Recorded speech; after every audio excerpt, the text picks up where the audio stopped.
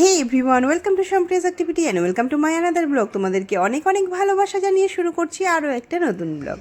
সকালের শুরুটা দেখো কত সুন্দরভাবে হয়েছে। বাইরের পরিবেশটা এত সুন্দর ভাষায় প্রকাশ করার মতো না। চোখ একদম জুড়িয়ে যাবে সকালবেলায় এরকম একটা সুন্দর দৃশ্য দেখে। পুকুরের মাঝে এই হাঁসগুলো কি সুন্দর করেই না চলে ফিরে বেড়াচ্ছে। এই দৃশ্য দেখে আমি তো একেবারেই থমকে গেলাম। তোমাদের কেমন লাগলো জানিও কিন্তু। হ্যাঁ, তো যাই হোক, এই দৃশ্য দেখেই চলে এলাম ঘরে। আর তারপরে দেখি আমার মাম্মা ঘুম থেকে উঠে পড়েছে। ঘুম থেকে তো সে উঠেছে, তবে চোখ থেকে যেন ঘুমের রেশ কাটছে না।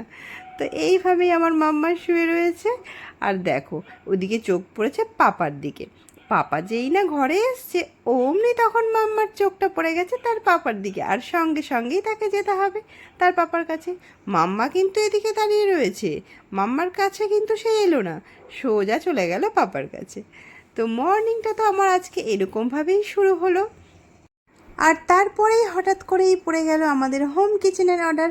তাই আমরা চলে গেলাম অর্ডারের জন্য রেডি করতে সব কিছু। আর অর্ডার পড়েছিল আজকে চিলি চিকেন ফ্রাইড রাইস, একদম সকাল সকাল।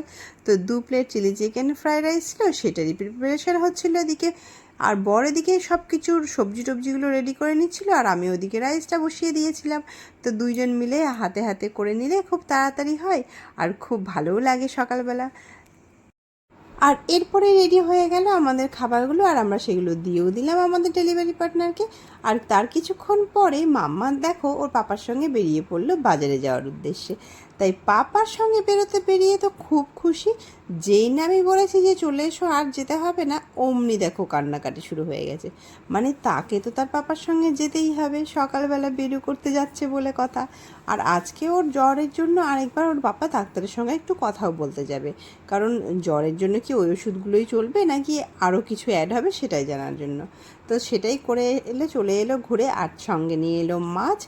তো ওর পাপার যেহেতু পেটের একটু প্রবলেম হচ্ছে, তাই জন্য আজকে একদম সিম্পল হবে চারাপোনা মাছ, সেটা একদম হালকা মশলাতে হবে। তাই আর সেই মাছটার সঙ্গেই মাম্মার মাছটা আজকে রান্না করে দেবো, আর সেটাই ওকে আজকে খাওয়াবো পুরো একদম, মানে ঝোল টোল সব কিছুই আর কি। তাই জন্য একদম খুব হালকাভাবেই করা হচ্ছে। এই দুটো মাত্র লঙ্কা দেওয়া হচ্ছে। ওর খেতে পারে মোটামুটি আমার মেয়ে একটুখানি ঝাল ঝাল, তো এটা অতটা ঝাল হবেই না। তো এখানে এই মশলাটা করে নেওয়া হলো, আদা জিরে লঙ্কা এইটা দিয়ে।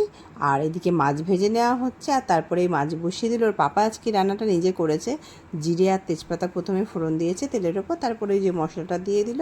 মশলাটা ভালো করে কষিয়ে নেবে, এইভাবেই রান্নাটা হবে আর কি। তো এই আজকে এই মাছের রান্নাটা ওর পাপার জন্য আলাদা হচ্ছে, আর আমাদের নিজেদের জন্যও কিন্তু আজকে চারাপোনাই হয়েছে।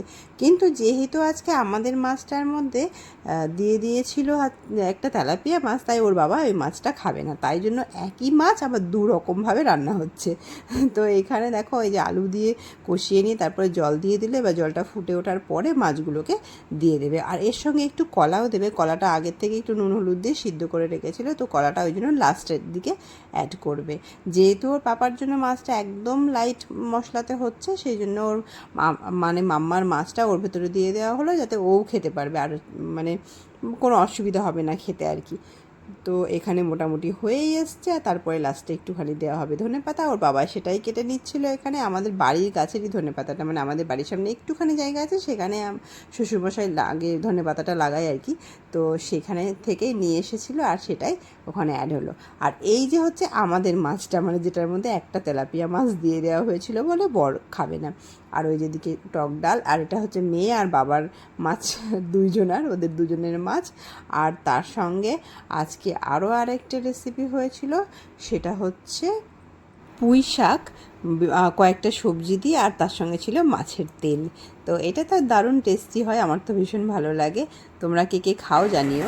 এখন বাজে দুপুর 12টা, মাম্মা এখন ঘুমিয়ে গেছে, এই যে ঘুমাচ্ছে।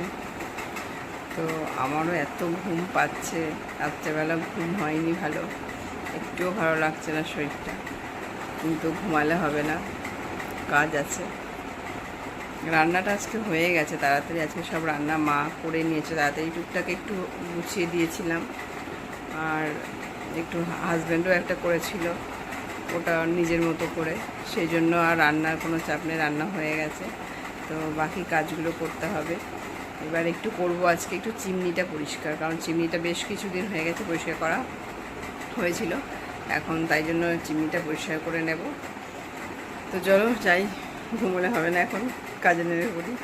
দুপুরবেলা একটু ঘুমোতেই হবে, কারণ রাত্রেবেলা একটু এডিট করতে করতে দেরি হয়ে গেছে, ওই জন্য ঘুমটা হয়নি।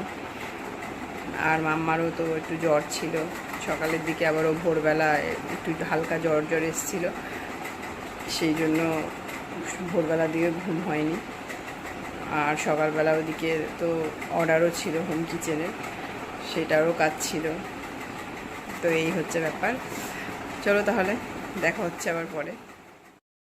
ব্যাস চলে এলাম এবার রান্নাঘরে, শুরু করলাম কাজ।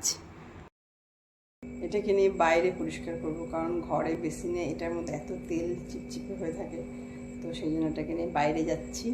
চলো তারপরে আসছি আবার। তো চিমনিটাকে পরিষ্কার করার জন্য যেটা সবার আগে আমি নিয়েছি সেটা হচ্ছে কেরোসিন তেল। তো ওই বাটিটাতে কেরোসিন তেল নিয়েই মানে ব্যবহার করি, তো ওটাতেই নিয়ে নিলাম। তারপরে আমি প্রথমে একটা স্কচব্রাইটের মধ্যেই মানে নিয়েছিলাম, তাহলে ভালো হবে আর কি, কারণ অনেক তেল চিপচিপে তো কাপড় দিয়ে বা কোনো এ দিয়ে হতে চায় না, তাই জন্য ভালো করে আমি কেরোসিনের সঙ্গে মানে স্কচব্রাইট দিয়ে ভালো করে ঘষে ঘষে নিচ্ছিলাম।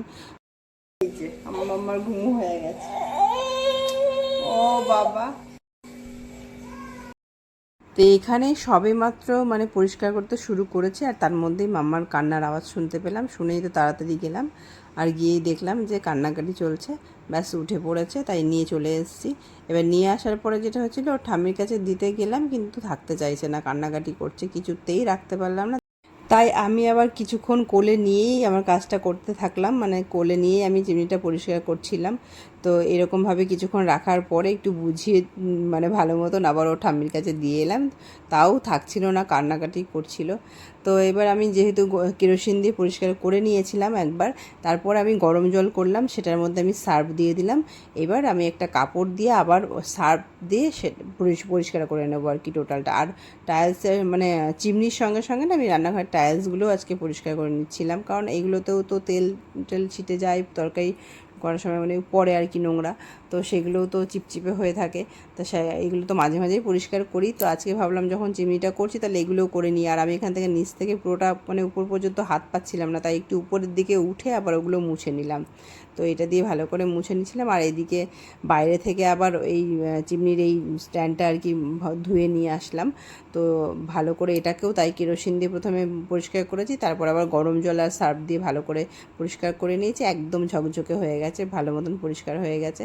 আর এবার আমি পরিষ্কার কাপড় দিয়ে জলে মানে ভিজিয়ে কাপড়টাকে সেটা দিয়ে ভালো করে মুছে নিচ্ছিলাম, একদম টাইলস চারিদিকে টাইলসটা ভালো করে পরিষ্কার করে নিলাম। আর তার সঙ্গে আমি মাইক্রো ওভেনের বক্সটাও পরিষ্কার করে নিলাম, একটু হালকা করে পরিষ্কার করে নিলাম বাইরের দিকটায়, কারণ মাইক্রো ওভেনটা আমি জাস্ট কিছুদিন হলো আমি পরিষ্কার করেছি, একদম নামিয়ে মানে বড়টা নামিয়ে দিয়েছিল, আমি পুরোটা টোটালটা ভালো করে পরিষ্কার করে নিয়েছি। কিন্তু তবুও আমি বাইরের দিকটা ভালো করে আরেকবার পরিষ্কার করে নিলাম, যখন এটা করছি এক হাতে করে নিই ভাবলাম, তো সেটাই করছিলাম। আর টাইলসগুলোও একদম ভালো মতন পরিষ্কার করে নিলাম। আর তারপরেই আমি এটাকে মানে শুকনো কাপড় দিয়ে আরেকবার মুছে দেবো, কারণ জল দিয়ে যখন মুছছি তারপরে তো একটা দাগ দাগ হয়ে থাকে, যদি শুকনো কাপড় দিয়ে না মুছি তখন সেটা শুকানোর পরে দেখতে খুব বাজে লাগে, তাই জন্য সঙ্গে সঙ্গে ওটা আমি শুকনো কাপড় দিয়ে মুছে দিচ্ছিলাম। ব্যাস অলমোস্ট হয়েই এসছে আমার কাজ। এখানে আজকে দুপুরবেলা অনেকটা সময়ই লাগলো, এইগুলো ধরলে না সত্যি কথা বলতে অনেকটা সময় লেগে যায় এই কাজগুলো করতে গিয়ে, তাই জন্য মানে মাম্মা একটু কান্নাকাটি করছিল, তবু আমি ভাবলাম যে ধরেছি যখন কাজটা সেরেই নিই। আর এদিকে চামচগুলো সব নামিয়েছিলাম মোছামুছি করার জন্য, তো সেইগুলোই আবার সুন্দর করে সাজিয়ে রেখে দিচ্ছিলাম, যার যার জায়গায় তাকে তাকে রেখে দিলাম। আর এই হচ্ছে মোটামুটি আমার রান্নাঘর আজকে পরিষ্কার হয়ে গেল, টাইলস থেকে সব মানে সব কিছুই আর কি, চিমনি আর ওইদিকে মাইক্রোওভেন এগুলো টোটালটাই ভালো মতন পরিষ্কার করে নিলাম। আর তারপরেই আমি স্নান টান সব সেরে নিলাম, আর এদিকে চলে এলাম মাম্মার খাওয়া রেডি করে। এই যে মাম্মার জন্য যেটা মাছটা হয়েছিল, রুই মাছ, আর সঙ্গে একটা কলা, একটা আলু নিয়েছিলাম।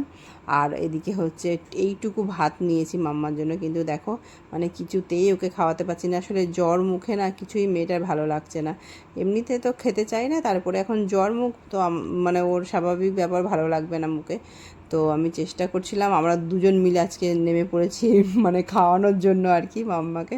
তো ওর পাপা অনেক কিছু করলো আজকে ওকে খাওয়ানোর জন্য, এই কত গান নাচ, হ্যাঁ এইরকম করে করে ওর পাপাই মানে বেশি খাওয়াচ্ছিল। তো আমি শুধু পাশে পাশে ছিলাম।